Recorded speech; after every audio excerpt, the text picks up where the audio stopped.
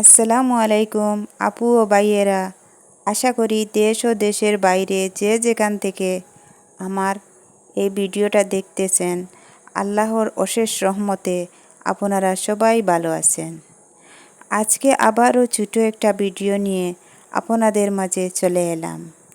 দয়া করে আমার এই ভিডিওটা স্কিপ না করে পুরো দেখার চেষ্টা করবেন। আজকে চাকরি নিযুক্তি পরীক্ষার জন্য আমাদের আসামে নেট পরিষেবা বন্ধ ছিল। আজকে রবিবার, সাপ্তাহিক বন্ধ।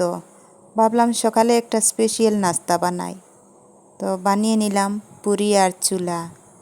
এখন বসে বসে নাস্তা করছি। আর পুরি অনেক সুন্দর করে ফুলেছিল আর খেতে অনেক স্বাদও হয়েছিল।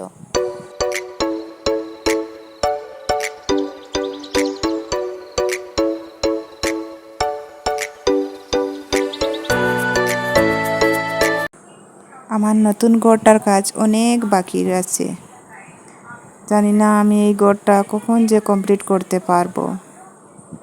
আল্লাহ চাইলে সব পারেন। আল্লাহ যদি আমাদের একটু সহায় করেন তাহলে আমার ঘরটা জলদি কমপ্লিট হয়ে যাবে।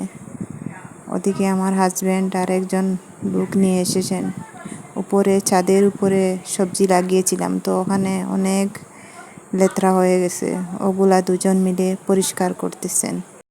চিন্তা করতেছিলাম লাউয়ের মাচা কিভাবে বানাবো, পারবো কি না পারবো ভাবতে ভাবতে অবশেষে দিয়েই দিলাম মাচাটা। আর অবশ্য সুন্দরও হয়েছে মাচাটা। ওদিকে বাচ্চাটাকে বাঁধে রেখেছি, ঘাস দিলাম খাচ্ছে।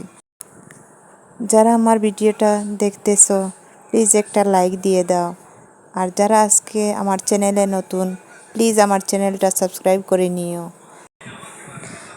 4-5 দিন থেকে বৃষ্টি না দেওয়ায় মাটি শুকনো হচ্ছে।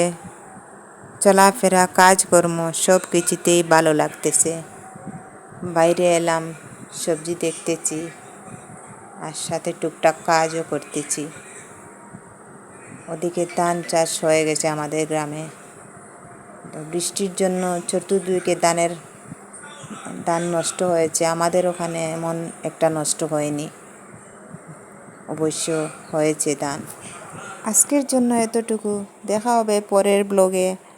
আল্লাহ হাফিজ।